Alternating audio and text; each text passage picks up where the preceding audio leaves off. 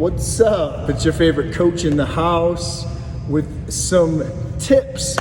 So again, I like to do these videos with what I usually am dealing with during the week, during my days. So one of my soccer athletes was talking about, he noticed that in his workout program that I designed for him, that I really don't focus too much on flexion exercises of the spine, which would be like your normal crunches, sit-ups, kind of things like that. I do a sit-up hold. If you've seen my videos in the past of just holding a sit-up without flexing your spine. In fact, flexion, rotation is the worst movement for your spine. It causes all kinds of damage, and that's referred to as torque, rotational stress on the spine.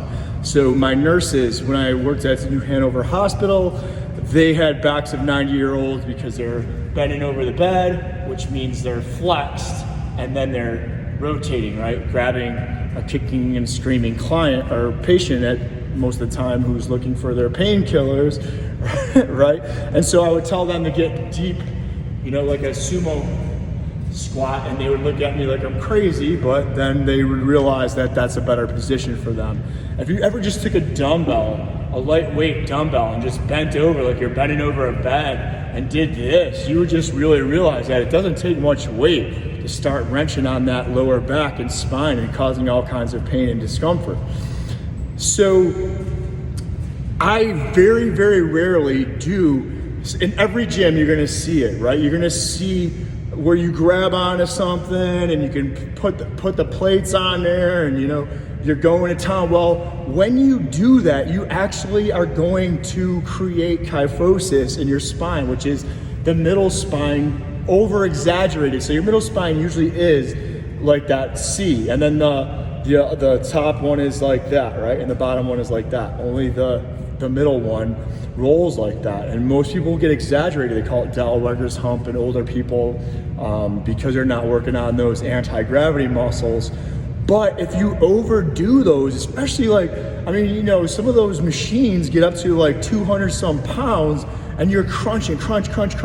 Again, most people are in the gym are doing for aesthetics and reasons instead of thinking of functionality and really.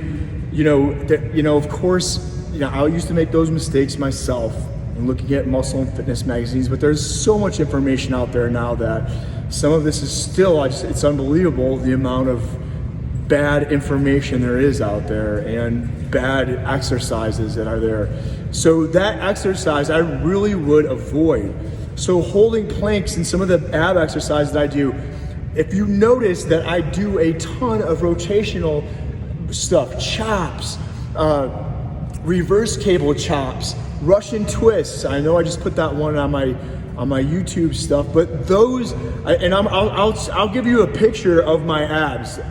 They're literally, when you do the rotational stuff, they'll be bulletproof, because the rotational, the internal obliques, the external obliques, if you look at the anatomy of them, they're they look like a weight belt. They're like a natural weight belt that wrap around your I think they go from L1 to L5 and come all the way around and then attach. There's very little to do with stabilization from the rectus abdominis, which is your six-pack muscles. In fact, what it does is it's a snapping back. Like if I reach back here, boom, there it is, right? So with my pictures, extend, right? So load, explode. They need to get into that extension and then coming in, right? So it's a snapping back. It's not really so much of really flexing that muscle.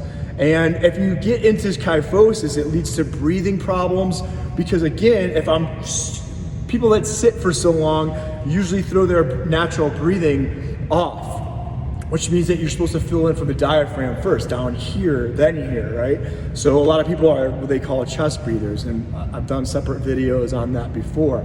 But if I'm in kyphosis and these muscles are overactive, it's gonna hamper my breathing, which leads to more stressful breath, which leads to increase in blood pressure and things like that, and is something we don't want. So rotational stuff, guys, that's where all your power comes from. Again, if you look at the picture of me, like you'll see those cuts on the side.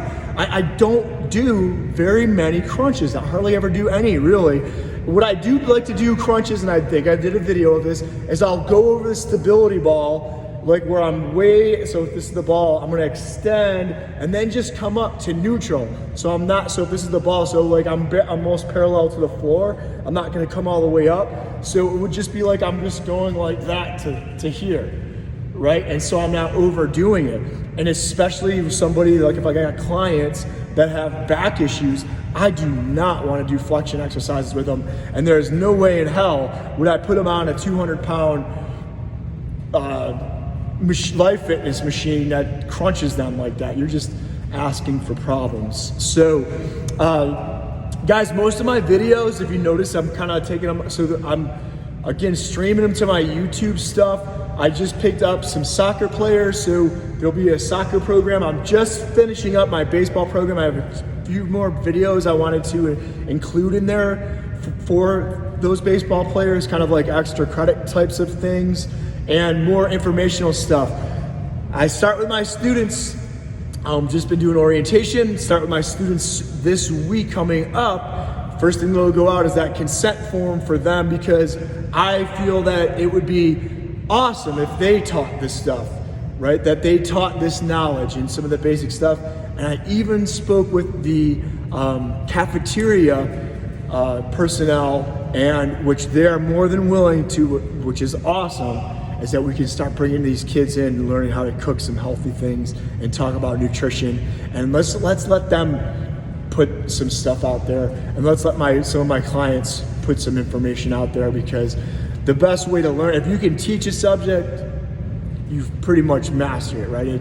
To master something, you should be able to teach it. And so let me bring my students of all ages, so I'm looking forward to that. And all that stuff is gonna, again, so most of that stuff, I'll put a video here and there on Instagram, but most of it's going to my YouTube channel. So with that being said, guys, I appreciate y'all taking the time. I'm hoping I put some information out there.